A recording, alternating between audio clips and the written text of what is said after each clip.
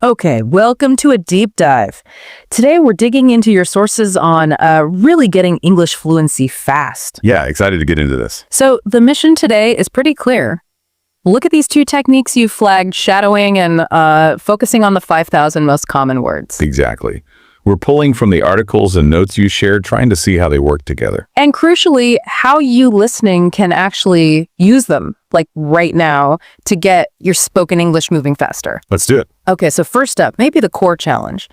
Your sources talk about why understanding native speakers is, well, often pretty tough. They really do. Yeah. There are a few big reasons they point out. First off, speed. Natives speak about 40% faster, apparently. 40%, that's a lot faster. It is. And it's not just the speed, right? It's also how words get, squashed together. Yeah, the connected speech thing, like I want to go, it just isn't said like that usually. Right, it becomes you want to go. Right. And if you're listening for the clear, separate words, you're going to miss it. That's a big hurdle. Definitely. And then the sources also bring up idioms, a fool and his money or cultural stuff, calling someone a muppet. Exactly. Things you just can't guess from the words themselves. They aren't usually in the beginner books. So you've got speed, blurred words, and this non-literal language. Makes sense why real English sounds so different from textbook English. Totally. It's a different beast. Okay, so this is where shadowing and the 5,000 words come in, according to the sources. How do they tackle these specific problems? Well, shadowing, it's presented as a way to kind of shortcut the brain's translation habit. Shortcut the translation, how? Instead of hearing English, translating to your language, then thinking of a reply, shadowing helps train your mouth and ears to connect the English sound directly to the meaning. It's very active. The sources call it active speaking practice, not passive learning. Right, like building muscle memory for the sounds and the rhythm, getting the physical part down. Exactly. And then the 5,000 words. The argument is that knowing these specific words gets you 90 to 95% coverage of normal, everyday English chat. 90 to 95%. Wow. That seems like a huge efficiency gain. It really is. Yeah. Focusing on that core vocab means you actually understand most of what you hear day to day. And presumably, you can respond faster because those common words are right there, ready to go. Less searching. Yeah, exactly. Big confidence booster too, the sources say. Okay, so shadowing is the how, the sound, the flow, the physical bit. And the 5,000 words are the key building blocks. You got it. The sources keep calling this combo a fluency shortcut, or even fluency rocket fuel, because they work so well together for quick games. Fluency rocket fuel, I like that. Let's unpack shadowing first. What does it actually look like to do it, and what steps do the sources recommend? Okay, so shadowing itself is pretty simple at its core. You listen to a sentence, maybe a short phrase, and then instantly, right away, you repeat it out loud. Instantly. Yeah, or as close as you can get. And you're trying to match everything, the tone, the speed, the pronunciation, like being an echo. So not waiting for a whole paragraph, just short bursts. Definitely not. Sentence by sentence, or even smaller bits when you start. And the sources give this handy 4-step framework. Okay, lay it on me. Step 1. Step 1 is listen and repeat, but at slow speed. They suggest starting with easier audio, stuff that's clear, that English Learning for Curious Minds podcast gets a mention. All right. You play one sentence, hit pause, and then you copy the rhythm.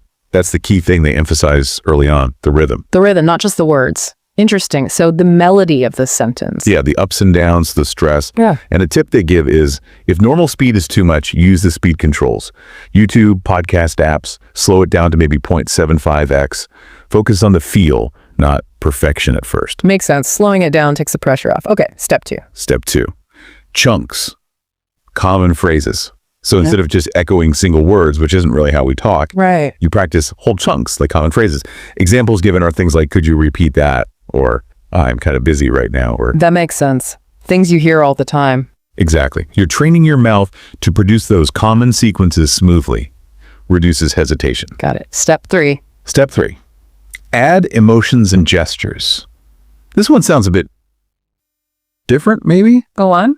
But the sources suggest actually acting it out a bit. Like, say, I'm devastated, and make a sad face while you say it. The idea is linking the language to an emotion or a physical action helps it stick in your memory better. Huh. That's actually really interesting. Connects the sound to a feeling.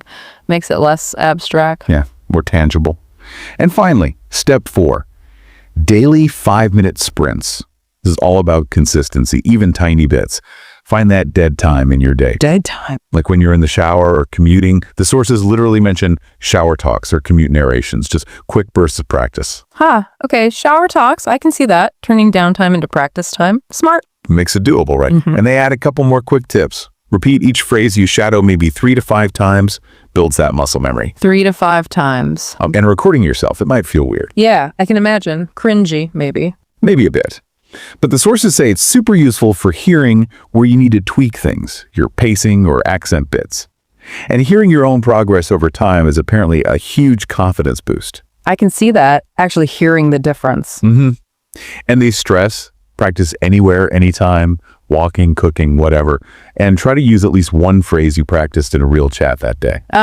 Applying it immediately. Nice. Closes the loop. Exactly. Okay, so that's the how of shadowing. Now, those 5,000 common words, why that number specifically, and how did the sources say to learn them effectively? The 5,000 number, it's just pragmatic, based on research. Those words make up the vast, vast majority of everyday spoken English. Like I said, 95%. Right, the core. So is it just about grabbing a list of 5,000 words and drilling them? No, the sources strongly advise against that. Forget memorizing huge lists out of context. The focus should be on high-frequency bundles. Bundles, what kind of bundles? Okay, so examples they give are survival phrases, stuff you absolutely need for basic situations.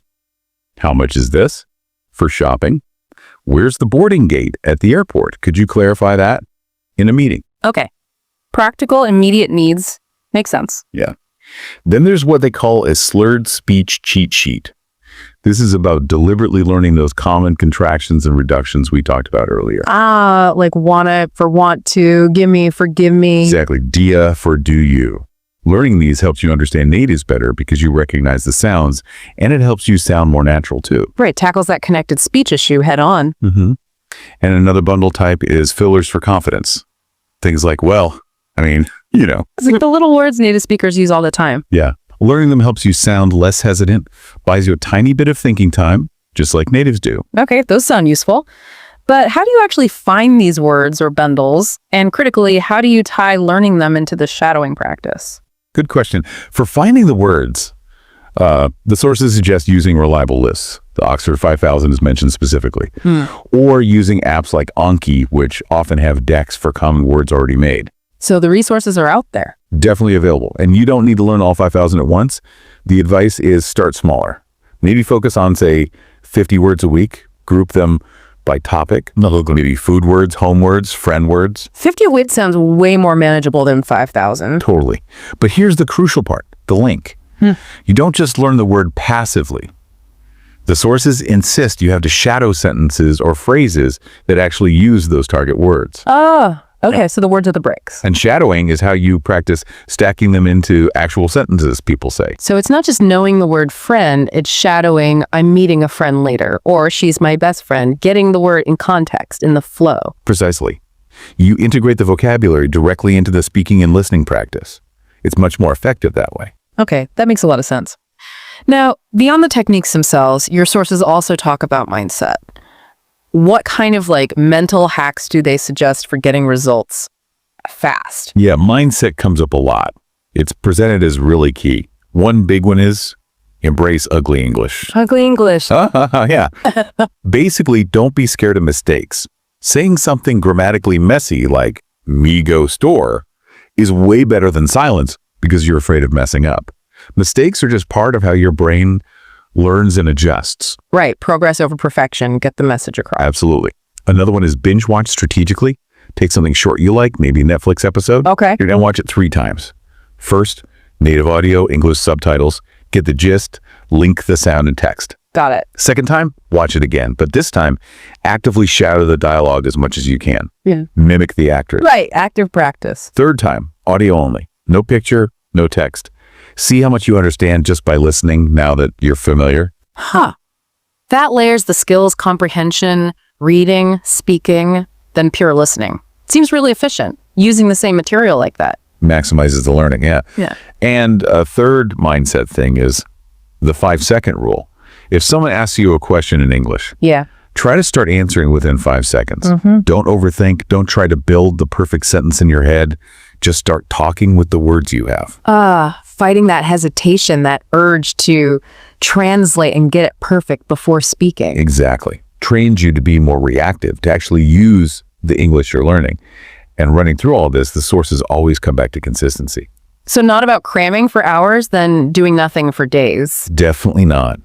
Daily practice is the mantra, even just 10 or 20 minutes, but daily.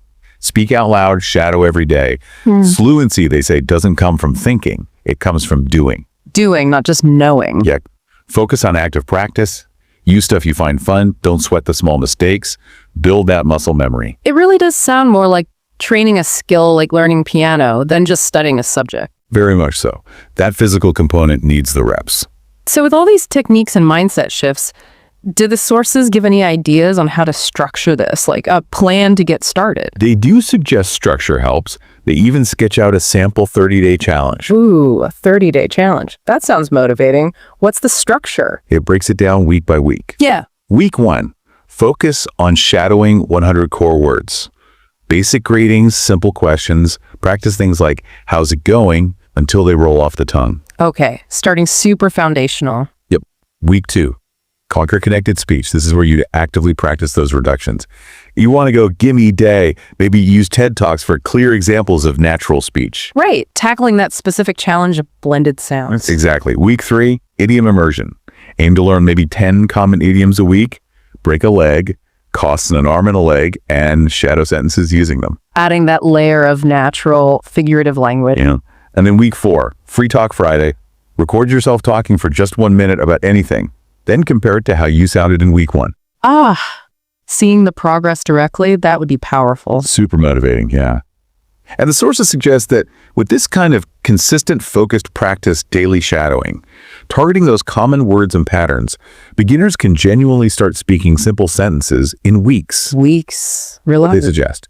And handling everyday conversations with much more ease within months.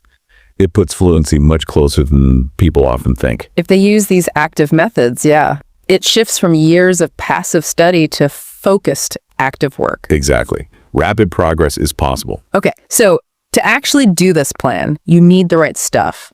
What resources do the sources point to? Yeah, good point. For listening material for shadowing, that English Learning for Curious Minds podcast comes up again because it's slow and clear. Good for step 1, slowing it down. Perfect. For tools, YouTube is mentioned a lot because of speed control, essential for adjusting the pace. Right. Audacity is mentioned too. It's free software you can use on your computer to loop tricky bits of audio over and over easily. Looping. Yeah, that would be great for really drilling a difficult phrase. Allows that focused repetition. And for the vocabulary part, the 5,000 words, using those reliable lists like Oxford 5,000 or apps like Anki with the common word decks. Gotcha. Anki for flashcards? Yeah. So the lists and tools are definitely out there. Seems like a pretty complete ecosystem of support. Absolutely. And some places online even offer downloadable things like shadowing kits, maybe a PDF with 500 phrases for beginners or something. Gives you ready-made stuff to practice immediately. Okay, so getting started is actually pretty accessible with these resources. Provides a clear starting point for sure. Wow. Okay, we've really dug into how this combination, the active practice of shadowing plus that laser focus on the 5,000 core words, can seriously speed up the fluency journey. It's a potent mix based on everything in the sources you shared. And it keeps coming back to that key idea. Fluency isn't just knowing stuff. Right. It's about training your mouth, training your ear, building the memory through actually doing it consistently. Yeah, this info gives a really clear roadmap, understanding the problem, the practical steps, the mindset, even a plan, and the tools. It really does lay out a path for anyone wanting to boost their spoken English fast. So, thinking about everything we've covered from your sources today, here's something for you, the listener, to chew on. What's the single most actionable step from all this that you could take, like today, to start putting this approach into practice? Enjoyed the video? Don't forget to like, comment, and share. Subscribe for more English learning videos. See you in the next lesson.